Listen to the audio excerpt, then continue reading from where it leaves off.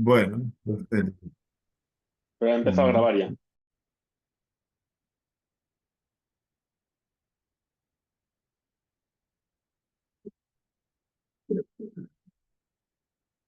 muy bien, Shalom Ubrajá, Erev Tov. Nos encontramos en el Bet Midrash, como ustedes ven.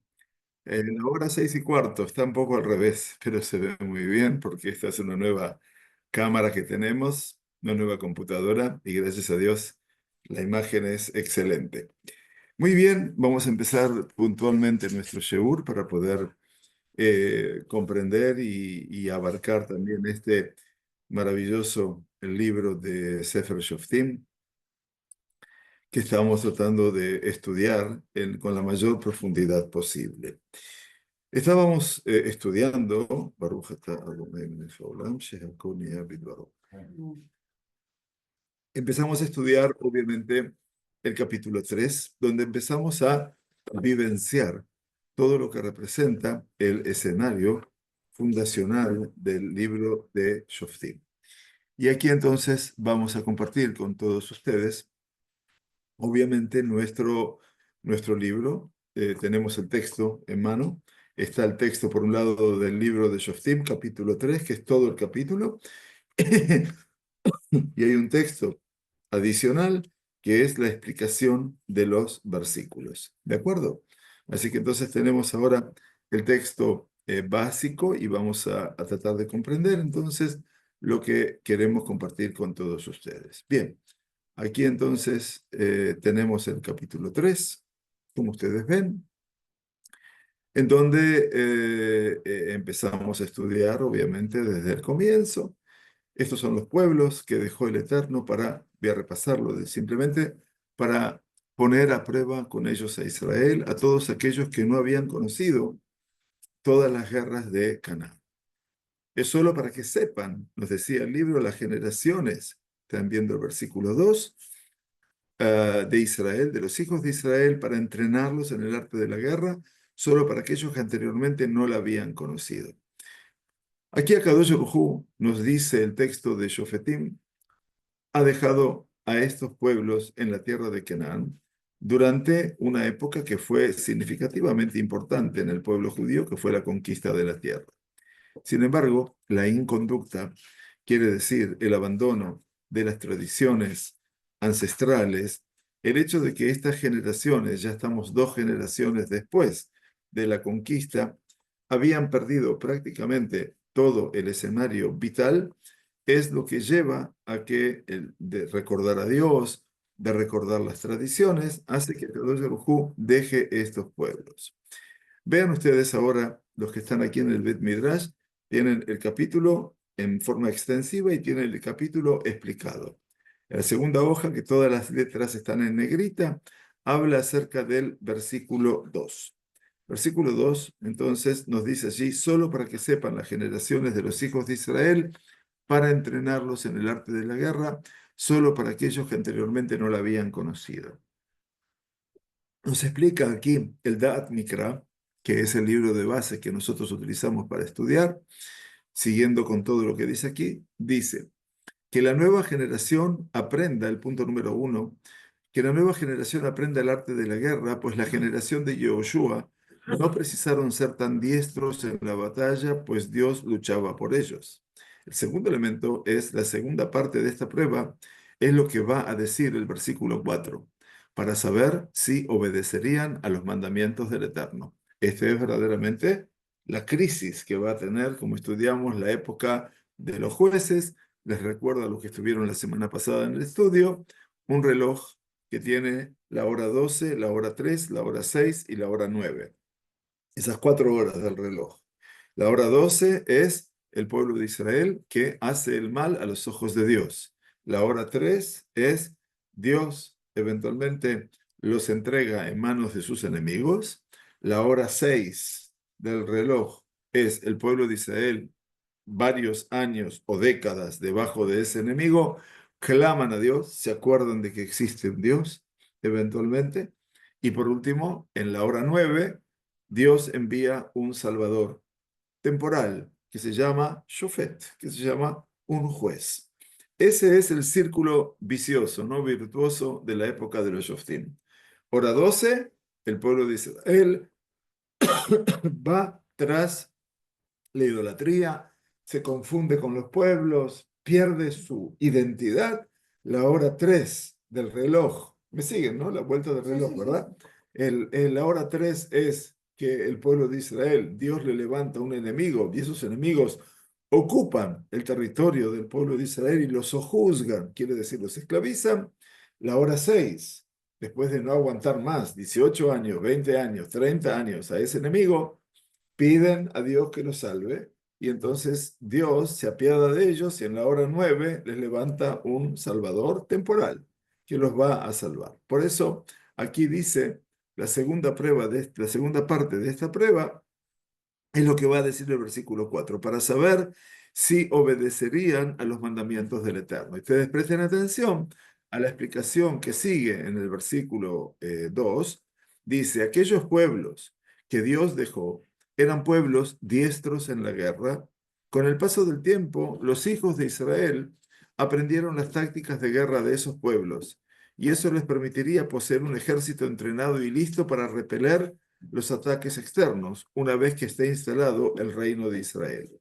En un principio, en un principio, el objetivo, están leyendo el último párrafo, era solamente para entrenarlos para la guerra, es decir, era solo una cuestión práctica, no para que se queden allí por mucho tiempo, se refiere a los pueblos canaanitas.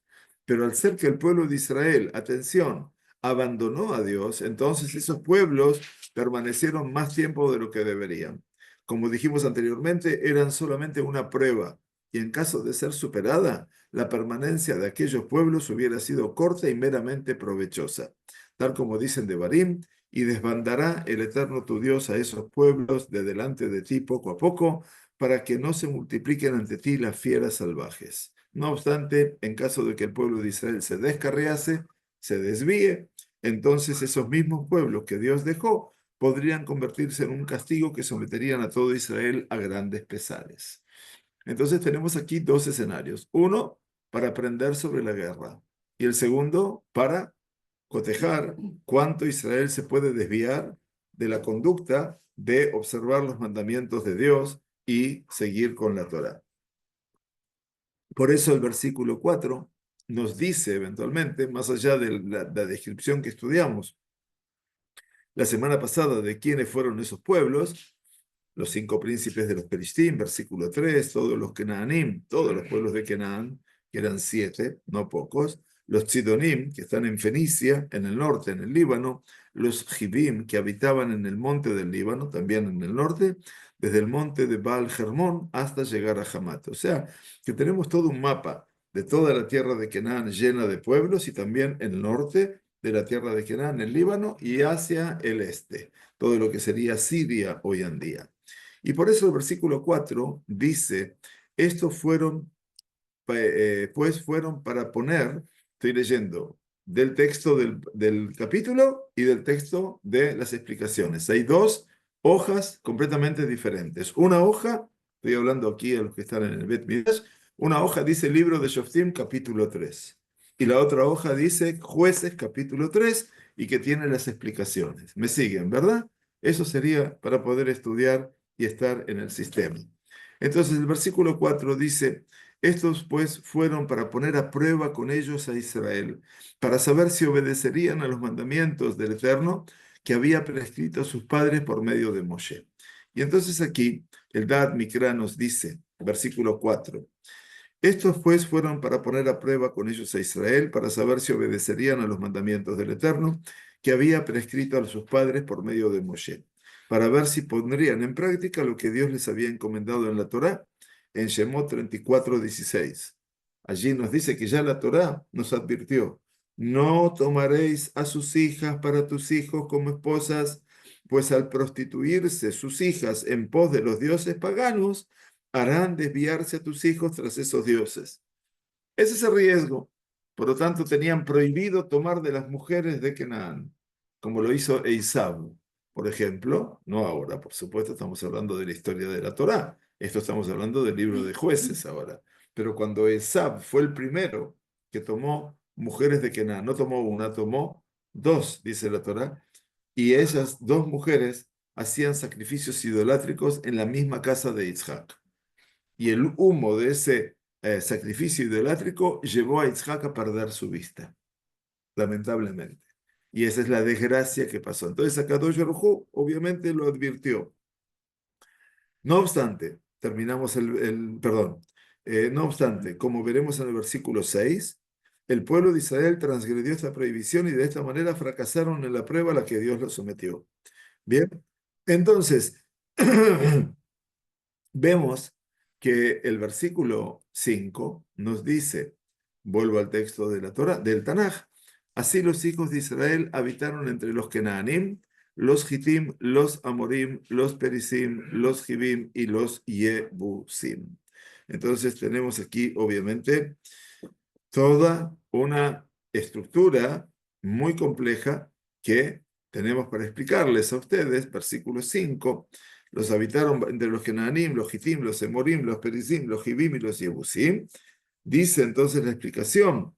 Adrede menciona 6, yo le dije que había 7 pueblos en Canaán, pero Adrede a propósito menciona 6 de los 7 pueblos que la Torá dice que debían desterrar a causa de sus maldades.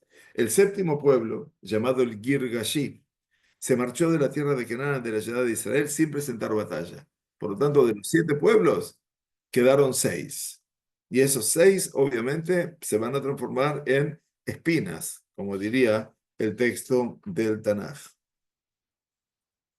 Continúa el versículo 5 más abajo, tal como explicamos al comienzo de este capítulo, en el versículo 2, repetimos, la prueba a la que Dios sometió constaba de dos partes. Una, dijimos, aprender el arte de la guerra. No lo aprendamos porque estos son pueblos muy aguerridos. Y por lo tanto, la época de Yoshua de la conquista terminó. Ahora ya estamos, la tierra está conquistada, pero esos pueblos quedaron. Por eso decía en la explicación anterior que también se aprendió del arte de la guerra. O sea, no es nada malo el hecho de que quedaron esos pueblos porque tenían tácticas de guerra que aprendió el pueblo judío. Pero lo no bueno era lo segundo. Lo segundo dice, el versículo 5, mantenerse fieles a los preceptos y ordenanzas de la Torá. Tristemente, para poder cerrar el concepto, ninguno de estos dos aspectos fueron superados por el pueblo. Con respecto al primero, en vez de ser diestros en la guerra y luchar contra sus enemigos, el pueblo prefiere asentarse con ellos, o sea, vivir con ellos, convivir con ellos y hacer pactos de convivencia, aunque ello implique tolerar las costumbres paganas, de idolatría, asimilarse y demás cosas que se dijo en el capítulo 1. Con respecto al segundo aspecto, también fracasaron, tal como dice en el próximo versículo. El próximo versículo, por supuesto, nosotros sí damos la hoja, damos vuelta a la hoja, y el versículo 6 dice en el capítulo 3, y tomaron por sus hijas, de sus hijas por esposas, y dieron sus hijos a las hijas de ellos y dieron sus hijas, perdón, a los hijos de ellos y sirvieron a sus dioses. Este es el drama. No solamente no aprendieron para la guerra, sino que lo peor era lo que la Torá advirtió, Moshe Rabbenu advirtió en nombre de Dios, de no tomar las hijas de ellos, porque tomar las hijas de ellos representaba la caída a pique de lo que era el pueblo judío, porque las mujeres iban a traer a los hombres hacia la idolatría. Y eso era inevitable. Veamos entonces este versículo 6, que es dramático, que no lo estudiamos todavía con sus explicaciones. Veamos las explicaciones. Ahí tienen ustedes Jueces 3, versículo 6. Versículo 6 repite el texto, ¿sí? Tanto la parte de arriba y la parte explicada. Dice el Tanaj, el Da'at Mikra, nuestro libro de aprendizaje. No está prohibido hablar o relacionarse con otros pueblos. ¿Sí? ¿Me encontraron el texto? ¿Lo vieron el texto? Sí. No está prohibido hablar o relacionarse con otros pueblos, pero intimar con ellos hasta llegar a sentirse iguales a ellos, participar en sus banquetes idólatras y haciendo que sus hijos vean con buenos ojos a las hijas del otro pueblo, esto ya significa haber cruzado la línea. El mensaje para esa y todas las generaciones, especialmente especialmente aquellas que les tocó vivir entre otros pueblos en el exilio, es claro. Cuando no hay otra alternativa que vivir entre otras culturas, entonces debe cuidar mucho la distancia y establecer un límite claro para que no llegue a mimetizarse, asimilarse y perder la identidad propia del pueblo de Israel, pues eso no está permitido. Nosotros todos pasamos por la diáspora y no hay ninguna duda de que la tentación forma parte, obviamente uno vive involucrado en Buenos Aires, en Lima, en Bogotá, en cualquier capital del mundo. Y obviamente estamos ahí verdaderamente en relación con ellos. Por lo tanto, dice la Torá que está prohibido, tenemos que mantener relaciones comerciales, sociales, saludar, buen día, buenas noches, buenas tardes, pero una cosa es una relación social y una relación comercial, o lo que fuera, profesional, si soy un médico que atiende a pacientes no judíos, pero una cosa es eso y otra cosa es ir a cenar a su casa en Navidad. Entonces, porque aquí como Navidad es la fiesta preferida de los israelíes o de los que hicieron aliada a Rusia, y entonces la fiesta de Navidad es más importante que Hanukkah. Y entonces, bueno, perder la identidad yendo a celebrar Navidad, o poniendo un arbolito, o celebrando el 31 de diciembre, San Silvestre, o celebrando el 6 de enero, el Día de los Reyes Magos, todo eso implica haber caído en una costumbre pagana, porque eso es paganismo. Y entonces, mal que nos pese, esa es la realidad. Y entonces la Torá advirtió con respecto a eso. Y aquí, en la época de los jueces, vemos eventualmente esa caída a pique.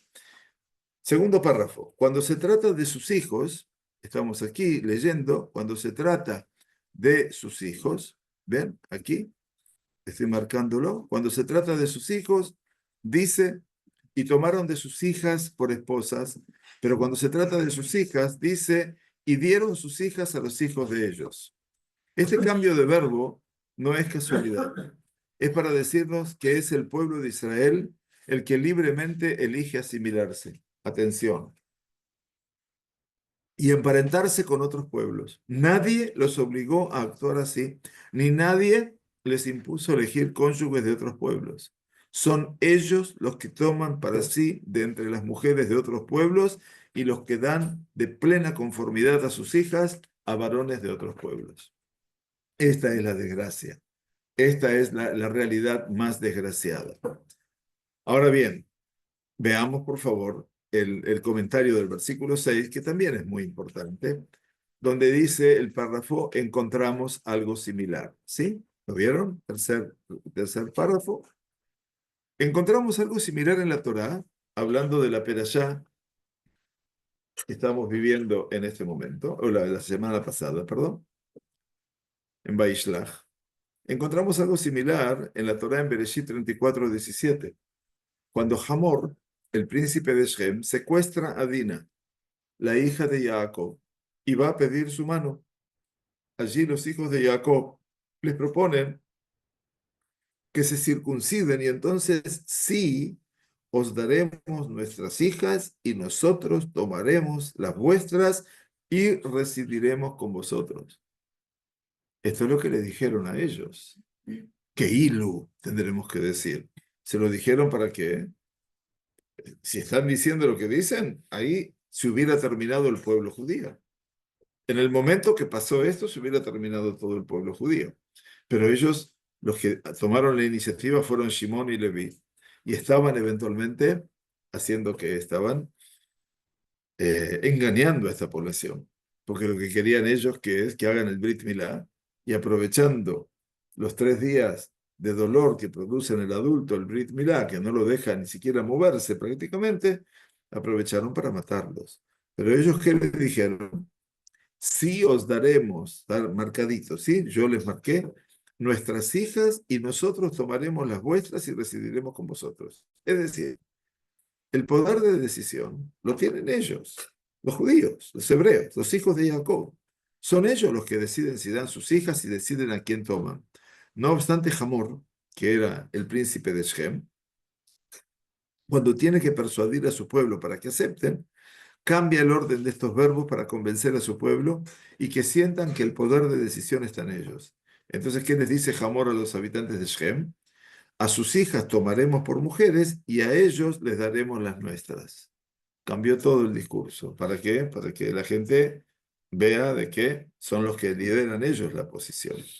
Bueno, si bien hasta aquí habló en forma general acerca de la denigración del pueblo, a partir de ahora comenzará explayando más detalladamente y contar la historia de cada shofet. Bien, bueno, entonces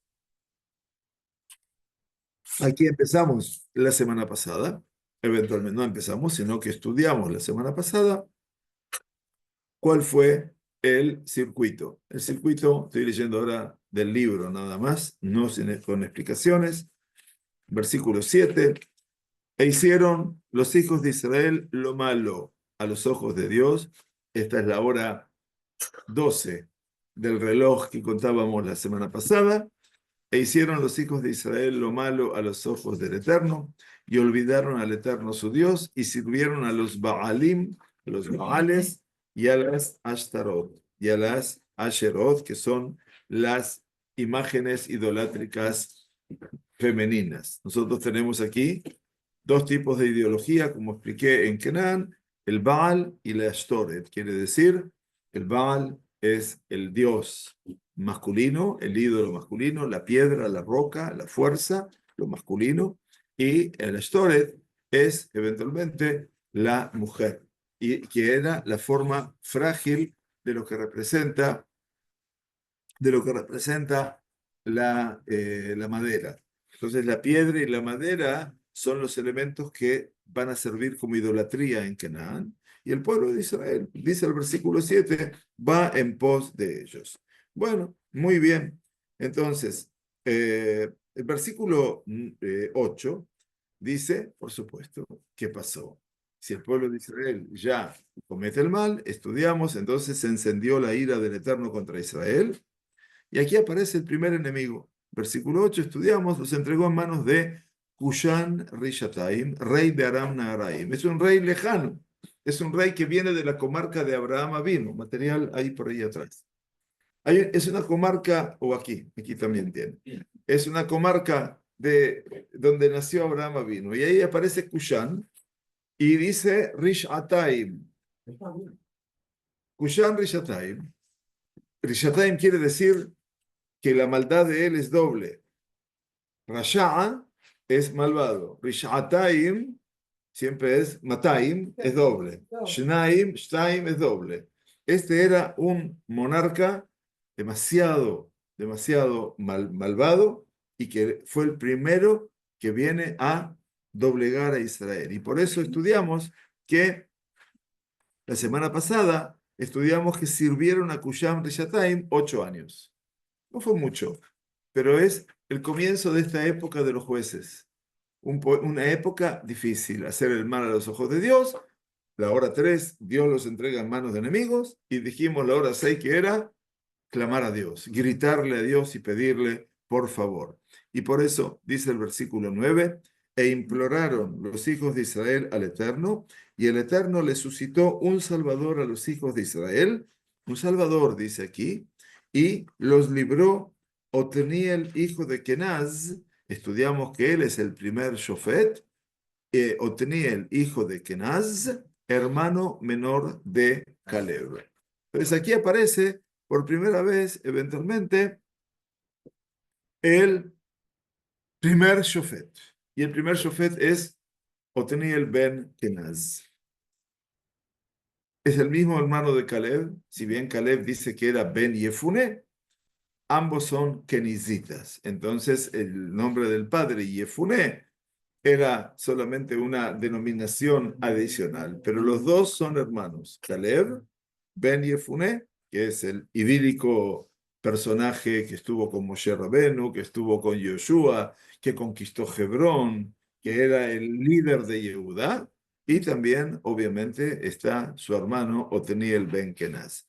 Y el versículo 10 nos dice, y el Espíritu del Eterno fue sobre él, y juzgó a Israel y salió a la batalla. Juzgó, ven ahí el verbo de juzgar, el juez, y salió a la batalla, y el Eterno entregó en su mano a Cushán Rishataim, rey de Aram, y prevaleció su mano contra Cushán Rishataim. Entonces aquí tenemos una explicación en el versículo 10. Si ustedes pueden ver el versículo 10 con la explicación. Una cosa es el capítulo, otra cosa es la explicación. El versículo 10 nos dice aquí, y el Espíritu del Eterno fue sobre él. ¿Sí? Entonces aquí estamos, para todos los que están en el aula virtual, aquí estamos estudiando. Dice aquí, ¿encontraron la explicación? Sí.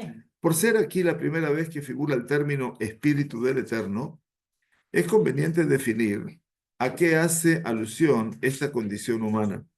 Por lo tanto, vale la pena citar lo dicho anteriormente en la introducción. Rambam, en su libro de Moré Nebuchim, en la Guía de los Perplejos, tercera parte, capítulo 45, dice que Ruach Hashem, el Espíritu del Eterno, mejor dicho, impulso divino, es cuando a un individuo lo invade una fuerza interior, como algo que se hubiera infiltrado dentro de él y le hubiera sobrevenido una fuerza nueva que lo impulsa a obrar por la causa divina, por la justicia y la equidad, por una obra de bien grande y relevante. Eso representa el Ruach Hashem. Esa representa esa fuerza de Dios que de repente se reviste en la persona, en este caso Otniel ben Kenaz. Si bien recalca Rambam, estamos estudiando también aquí lo que dice el Rambam en una obra magnífica de él filosófica que es el Moré Nebuchim, la guía de los perplejos. Si bien recalca el Rambam, dice que este estado no es aún el nivel de profecía, sin duda es el paso inicial hacia ella. Sobre este individuo se dice, el Espíritu del Eterno le ha revestido, o que el Eterno está con él, y otras expresiones análogas. Tal fue el grado, atención, tal fue el grado que todos los shoftim, de todos los shoftim, o sea que el shofet que aparece no es un héroe militar, es una persona que Dios inspira su accionar. Por lo tanto, independientemente que el juez no tenga continuidad o que no sea Moshe Rabbenu, sí tiene ese Espíritu de Dios que en un momento lo invade, comillas, y le da toda esa fuerza a nivel espiritual y por supuesto físico. Tal fue el grado de todos los shoftim, dice el Rambam, tal como dice este libro, capítulo 2, cuando el Eterno le suscitaba a un shofet, Dios estaba con él y los libraba de la opresión. Así veremos que dice en el 11:29, el Espíritu del Eterno fue sobre Iftach, o en el 14, refiriéndose a Shimshon, Sansón, apoderóse de él el Espíritu del Eterno. Todos los shoftim tienen en común eso del Ruach Hashem. Para que sepan ustedes, no es que son improvisados, que de repente de la noche a la mañana se despierta y dice, Yuhu, soy un profeta, soy un shofet. No es así. Esto viene y proviene fundamentalmente ¿de qué? De la inspiración de Dios. Continúa el Rambam diciendo, tenemos el texto aquí, por favor, véanlo en lo que está en el aula virtual. Continúa Rambam, que es Maimónides, diciendo que semejante espíritu del Eterno no inspiró jamás a ninguno de los Shoftim palabra alguna profética. Una cosa es este espíritu de Dios que los moviliza para defender al pueblo judío y salir a batallas, y otra cosa es la profecía. Aquí no hablamos de profecía. Otniel Ben Kenaz no es profeta. El que le sigue tampoco, el que le sigue tampoco, y todos los que le van a seguir tampoco. Ninguno es profeta. Solamente, dice Rambam, tendió a impulsar al hombre íntegro a determinada acción. Son personas íntegras, son personas justas. Y entonces lo lleva a hacer determinada cosa. ¿Qué tengo que hacer? Luchar contra el enemigo. ¿Quién es el enemigo? Jamás. Y eso tengo que luchar contra él. Acá es Kushan Rishatayim.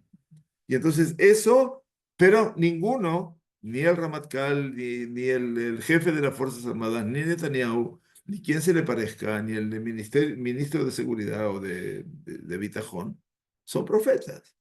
Tienen, obviamente, una decisión. Entonces dice, impulsar al hombre íntegro a determinada acción, no a cualquiera, sino algo que implicaba socorrer al oprimido, ya fuese un personaje individual o toda una comunidad de gente. Muy bien, entonces tenemos a Otniel Ben Kenaz, que viene a luchar contra, obviamente, a Kushan Rishatayim. Vean en la explicación, por favor. Dice, y juzgó a Israel y salió a batalla. ¿Encontraron lo que dice la explicación? Y juzgó a Israel y salió a batalla. ¿Lo vieron? Bien, dice, y el Eterno consagró, entregó, perdón, en su mano a Kushan Rishatayim, rey de Aram. Don Itzhak Barbanel, que estudiamos mucho sobre él durante el libro de Yoshua, hace notar que el espíritu del Eterno que lo alentaba a Otniel lo llevó a realizar dos contribuciones. Presten atención a esto, es muy importante. Juzgó a Israel con leyes justas. O sea que este juez, aparte de la fuerza de la batalla, también juzga. Juzgar quiere decir impartir justicia. Impartir justicia es enseñar Torah al pueblo de Israel. Juzgó a Israel con leyes justas y los apartó de los cultos paganos que abandonan la idolatría, haciéndolos regresar al camino de Dios. Los salvó de sus enemigos. Pero entonces quiere decir, se ocupó tanto de los problemas internos de la sociedad y de los peligros externos. Este es Otniel Ben Kenaz, un modelo de juez. Ahora, ese modelo de juez, gracias a Dios, duró un tiempo prolongado. Vimos el versículo 11, nos dice el texto de Yoshua, y reposó la tierra 40 años y murió Otniel Ben Kenaz. Por eso, para que vean que acá los tiempos se nos van a volar. La época de los jueces supera los 300 años. Es muy inestable la época de los jueces, pero hay jueces que logran perpetuarse por 40 años. Moshe Rabenu, ¿cuánto estuvo al frente del pueblo judío? 40 años. David estuvo un poco menos, ¿no es cierto? Empezó ya un poco más, estuvo 40 años como rey, él, pero digamos, desde el punto de vista de rey de Israel, estuvo 7 años en Hebrón y 33 años en Jerusalén. Tiene razón, perdón, 40 años. Yo estaba pensando en la edad, pero no estaba pensando en el gobierno de él. Muy bien. Bueno, estamos bien. 40 años ya es, ¿cuántas? 2 generaciones. Pudimos cambiar la historia, pudimos torcer el rumbo. Versículo 12 que dice, lamentablemente, se completó la hora 12, ¿no? O sea, la hora 12, arriba de todo decía, los hijos de Israel hacen el mal. La hora 3, Dios les levanta un enemigo. La hora 6 decía, el pueblo de Israel clama, grita, por favor, salvanos. La hora 9 aparece el Salvador. Cuando terminó el Salvador de actuar, 40 años en este caso, Otniel Ben Kenaz, volvemos a la hora 12. La hora 12 es el versículo 12, curiosamente aquí. ¿Y qué dice el versículo 12? Y tornaron los hijos de Israel a hacer lo malo ante los ojos del Eterno. Y ahora fortaleció el Eterno a Eglón, rey de Moab, contra Israel, por cuanto habían hecho lo malo a los ojos del Eterno. Y juntó consigo el rey de Moab, que era Eglón, así se lo llamaba, a los hijos de Amón, que son parientes. Moab y Amón son los descendientes de Lot, para que se acuerden, y Amalek, y aparece por supuesto el invitado de piedra. Amalek no tiene nada que ver con ellos, pero obviamente dice, si van a hacer algo a Israel, yo estoy con ustedes. O sea, él es siempre materia dispuesta, como decía. Eh, y entonces, y fue Eglón, por supuesto, junto con Amón y Amalek, e hirió a Israel y tomó la ciudad de las palmas, la ciudad de las palmeras, que es la ciudad de Jericó, quiere decir, uno de los primeros asentamientos que destruyó el pueblo judío cuando conquistó la primera conquista. Bueno, entonces ahora tenemos que ver acerca de Eglón. Veamos entonces a Eglón. En el versículo 12, las explicaciones del versículo 12, por favor. Lo tenemos en las explicaciones. Tomaron los hijos de Israel, versículo 12, tomaron los hijos de Israel, tornaron, perdón, a hacer lo malo ante los ojos del Eterno, tal como dijo anteriormente en 2:19, mas una vez fallecido aquel juez, ellos se tornaban y se corrompían más que sus padres, siguiendo dioses ajenos para servirles y prosternarse delante de ellos. una vez que fallece el shofet, el pueblo de a poco vuelve a asimilarse. Acuérdense que tenemos dos textos, ¿sí? El Perec y la explicación. Estoy leyendo la explicación. Una vez que fallece el juez, el pueblo de a poco vuelve a asimilarse y se va disipando y desapareciendo la buena influencia que había ejercido Oteniel. Bien, y fortaleció el Eterno a Eglón, rey de Moab, último renglón, en la explicación, tal como vemos en Bereshit 19:27. Moab era el pueblo descendiente de Lot, sobrino de Abraham. Su territorio estaba al este del Mar Muerto, o sea, del lado de Jordania, ¿me entienden, no? Al este del Mar Muerto, del otro lado, lindando al norte con el territorio de la tribu de Reuben. ¿Se acuerdan que había 2 tribus y media que estaban viviendo allí? Y al sur con el territorio de Edom. Entonces estaba Moab, al norte estaba Reuben y abajo estaba Edom, que son los descendientes de Esaú. Muy bien, y seguimos. Y fortaleció el Eterno, aquí estamos en la explicación, tercer párrafo, y fortaleció el Eterno a Eglón, rey de Moab, contra Israel, por cuanto habían hecho lo malo ante los ojos del Eterno.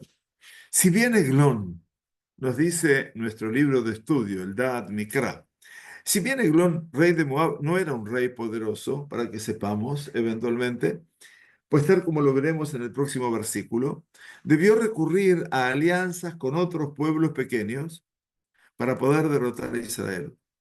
A causa de los pecados de Israel, Dios lo fortaleció, lo hizo sentirse fuerte y lo incitó para que someta a Israel. O sea que Akadosh Baruj Hu inspira también al enemigo. También lo inspira porque Israel lo merece, para mal. Es por eso que está escrito 2 veces en el mismo versículo la expresión habían hecho lo malo ante los ojos del Eterno. Una para entender por qué el pueblo de Israel será sometido a sus enemigos y la otra para justificar el motivo por el cual Eglón, que era un rey débil, fue fortalecido por Dios. Y por eso el versículo 13 nos trae eventualmente otra explicación también, lo tienen ustedes junto con ustedes, y juntó consigo a los hijos de Amón y de Amalek, y fue e hirió a Israel y tomó la ciudad de las palmas. Bueno, dice entonces, Amón, la explicación, ¿no? Juntó consigo a los hijos de Amón y Amalek. Amón era también hijo de Lot, o sea que Amón y Moab son hermanos, y por lo tanto hermano de Moab. Amalek, nieto de Isab, era un pueblo nómade de saqueadores que habitaban en el desierto. Entonces ellos siempre que podían ver la situación, aprovechaban. Y si se trataba de Israel, más todavía. El motivo por el cual Dios los entrega en manos de estos pueblos, nos explica el Da'at Mikra, fue porque justamente estos pueblos, Amón y Moab, fueron los dos pueblos que Dios dijo que no podrían entrar en la congregación del Eterno. Amoní y Moabí no pueden entrar en el seno del pueblo judío, se refiere a los hombres, no a las mujeres, porque Ruth era moabita y sí entró. Entonces, las mujeres sí podían entrar, pero no los hombres. Entonces dice, es decir, no se pueden convertir al judaísmo. Descendientes de Moab y de Amón no podrían, si supiéramos hoy que vienen de Moab y Amón, que de hecho no sabemos, ya no sabemos quién es de Moab, quién es de Amón, y formar parte del pueblo judío. El mensaje subliminal al someterlos a esos pueblos, es que al ser que el pueblo se está asimilando por pueblos con pueblos paganos, entonces Dios les viene a amonestar al pueblo por ese error, precisamente con esos pueblos que no podían asimilarse con Israel. Justamente los que no podían entrar son los que los atacan. Y entonces, ¿a quiénes verdaderamente atacaron? ¿Ellos dónde viven? Dijimos, viven allende el Jordán, al este del Mar Muerto. Viven del otro lado. Entonces dice, y fue e hirió a Israel. Entonces está claro que específicamente a las tribus de Reuben, Gad, que están del otro lado, Benjamín, que está de este lado, hacia el del mar, Efraín y Menashe. Efraín que está arriba de Yehudá, como vimos el mapa en algún momento, y Menashe que está arriba, que eran los territorios linderos al reino de Moab. O sea que atacaron desde su lado a Reubén y Gad, que eran las tribus, y del otro lado a Efraín, Menashe y Binyamin. Y tomaron, obviamente, la ciudad de Las Palmas. Aquí nos dice algo diferente la explicación, y es importante que existen, obviamente, eh, una diferencia. Y tomó la ciudad de las palmas. Dice en el libro de Devarim 34:3, dice que Dios le mostró a Moshe la tierra y dice Jericó y la ciudad de las palmas. Vemos claramente que se trata de dos ciudades distintas, aunque muy cercanas una de la otra. Antes se las confundía Jericó con Ir Atmarim, con la ciudad de las palmeras. Palmas son palmeras. Pero aquí dice, no, no, no, no. Pensemos que son dos lugares diferentes. Dios le mostró a Moshe en el libro de Barim, dice, y Jericó y la ciudad de las palmeras. Entonces son dos lugares diferentes. Nos dice la explicación, que vale la pena estudiar. Como sabemos, luego de que Yoshua destruyera la ciudad de Jericó, sabemos que Jericó no se habría de volver a construir. Ordenó en el libro de Yoshua que nunca más fuera construida esa ciudad y que se mantenga como ruinas para la posteridad, como testimonio del milagro que Dios había obrado allí. Es por eso que la ciudad de Jericó quedó abandonada y se desarrolló una nueva ciudad cercana a Jericó. Y para cumplir lo que dijo Yoshua, la llamaron con otro nombre. Jericó nunca se volvió a construir.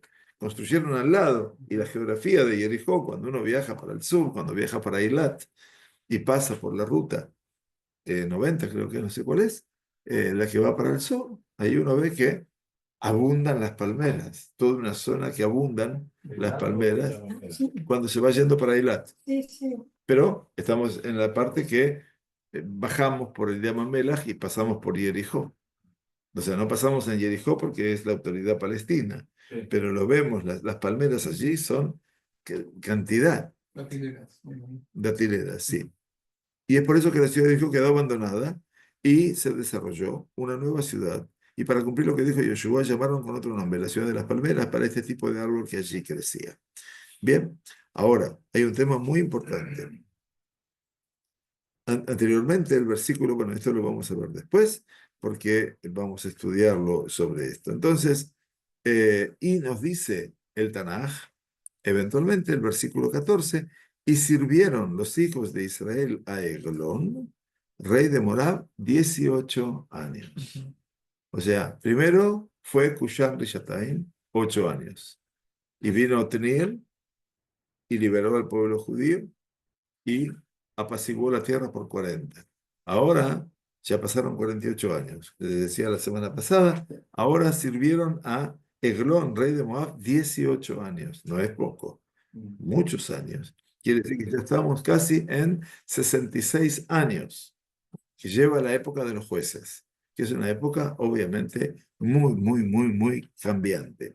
Y entonces, obviamente, vean el versículo 14, la explicación que pusimos la última, y sirvieron los hijos de Israel a Eglón, rey de Moab, durante 18 años, los que específicamente sirvieron a Eglón mediante el pago de un tributo. Eso es lo que les decía. O sea, servir a ellos no significa que eran esclavos, pero era más o menos.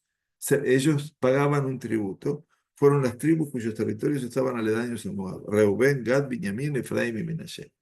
O sea que uno se pasa a ser tributario, uno pasa eventualmente a pagar impuestos y eso implica que ya no hay libertad a ese nivel. Bien, así terminamos entonces la primera parte de las explicaciones y entonces vamos a ver la hora 6 de nuestro reloj en el versículo 15. Y el versículo 15 entonces dice, imploraron los hijos de Israel al Eterno y el Eterno les suscitó Salvador. Y ahí aparece el segundo de los Shoftim, nuestro segundo integrante del cuerpo de los jueces, que es Ehud, así se llama, Ben Gera. Quiere decir Ehud, el hijo de Gera, de Binyamin. O sea que ahora Otniel Ben Kenaz era de Yehuda, porque era el hermano de Caleb. Entonces tenemos que identificar de qué lugar venía. Ahora Ehud Ben Gera viene de Binyamin. Y el Tanaj se dedica a decirnos una característica o una cualidad de Ehud, que era un hombre zurdo.